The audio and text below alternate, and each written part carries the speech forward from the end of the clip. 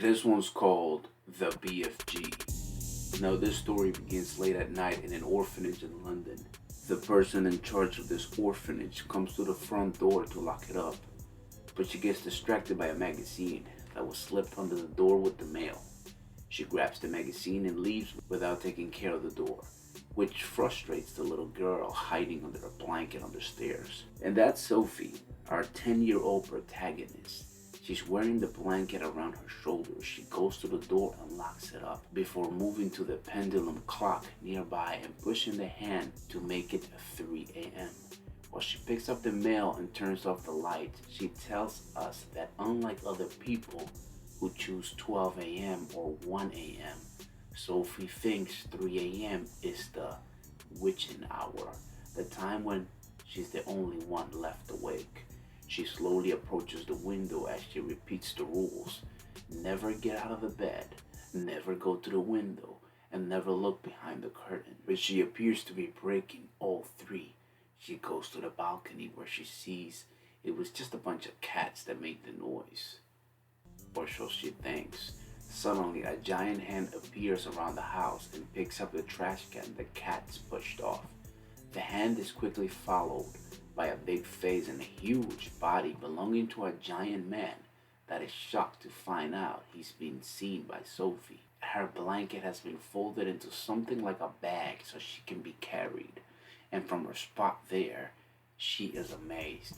Sophie can see how the giant pulls different tricks go unnoticed in the city, like pretending to be a wall covering the street lights, pretending to be a cargo on a truck, or even a tree.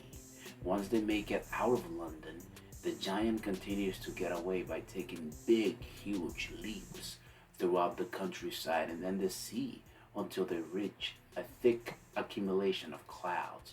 The giant easily crosses it before running through a new area filled with random human objects and rocky formations. He doesn't stop until they enter a furnished cave. This is his home. Now, a few hours go later, and Sophie wakes up and sees the giant sleeping on the shipbed. She decides to use this chance to escape. She pushes the rocking ship through the window and jumps off, making it outside. She doesn't go very far though. When a giant wakes up and snatches her, the gentle giant sees this but ignores her pleas of help. So Sophie is eaten by the bad giant. This turns out to be the nightmare the giant made for her. Sophie discovers as she wakes up for real in the morning as he takes her from the bed to the table. The giant explains he did what he had to do to keep her safe. He sits down to have breakfast and Sophie notices a bottle with a liquid that fizzes down instead of up. The giant tells him it's frapscal, the only thing the giant drinks, and takes a sip, which causes him to pass some gas. They are suddenly interrupted by the leader of the men eating giants, Flesh Lump Eater, who wants the gentle giant to heal his boo-boo. While Sophie hides behind the objects on the table, the gentle giant tells him they can do it later, but Flesh Lump Eater demands it happen right now. The gentle giant grabs a bucket of water, which scares Flesh Lump Eater, and some clothes that he uses to start taking care of the wound.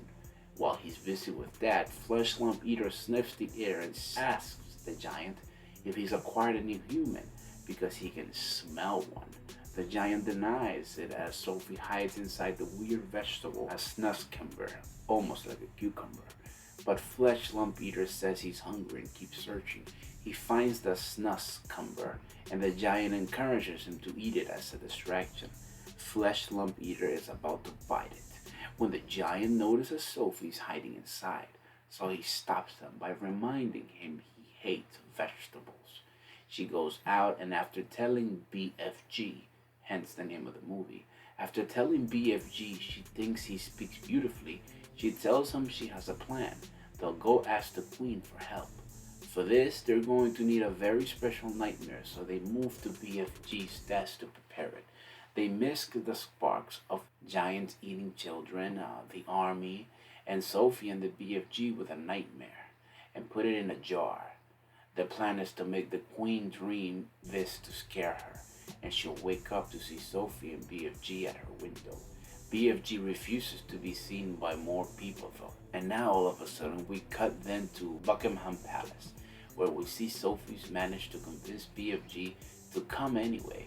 After sneaking around the soldiers, they make it to the Queen. The Queen asks Mary to draw the curtains, which allows them to find Sophie standing on the windowsill. She mentions her giant friend brought her there, which makes Mr. Tibbs call the soldiers to the garden. The Queen realizes everything she's seen in her dream is true and asks Sophie to introduce him to her friend.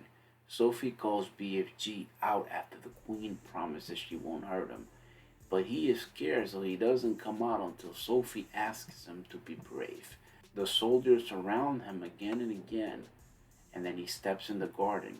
But the Queen is true to her word and makes Mr. Tibbs tell the soldiers to stand back. BFG approaches the window and bows for the Queen, telling her they've been coming here to bring her assistance. BFG enters the palace, and everybody joins in the dining room, where a special giant table has been prepared for him.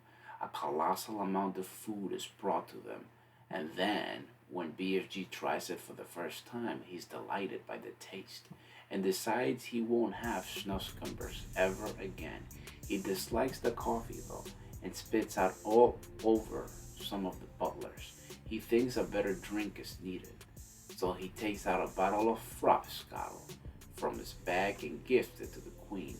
The army leaders arrive then, and the Queen orders them to defeat the bad giants at Giant Country, which they'll reach by following BFG's guidance. After pointing out that his country is outside the map, BFG pours frapscottle for everyone, even the Corgis. When they reach the thick clouds, the planes and raiders and everything just starts going crazy, but they manage to cross safely anyways. The army decides to stay back and wait for the right moment while BFG and Sophie return to the dream lab. There they make a new nightmare for the giants using the one she caught at the lake. This one will cause horrible despair.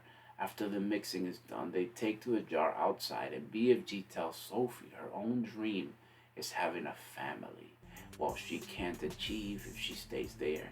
BFG tells her not to worry though, because he'll always be there for her and able to hear her with her overly big ears. When the sun comes out, it's time to spread the nightmare to the giants, but BFG realizes he forgot his trumpet at the palace. So Sophie grabs the jar and takes it to the giants herself. Flesh Lump Eater wakes up then and sees her, so Sophie improvises and breaks the jar to release the nightmare, which quickly invades the giant's mind. Flesh Lump Eater catches him and crushes it, but the other giants are affected by it, so they start running around as guilt consumes them. Getting angry, French Lump Eater tries to snatch Sophie, but BFG jumps in to defend her.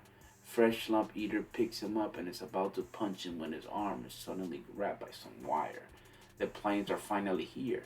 Sophie runs around the field to avoid being hit as the army descends on them, capturing all the giants with wires and nets. They are taken to an isolated island and they can't escape. And the only food they're left with is a disgusting snuzzcumber and its seeds. Meanwhile, Sophie returns to London, where she moves to Buckingham Palace to live with Mary, Mr. Tibbs, and the Queen's Corgis as well. The movie ends with Sophie waking up one morning and telling us about the dream she had over a narration of BFG living happily in his country with new, better tasting vegetables to grow in his garden. She approaches the window and, like she's always does before, when she has been lonely, she approaches it and whispers words to the wind, knowing they'll reach BFG.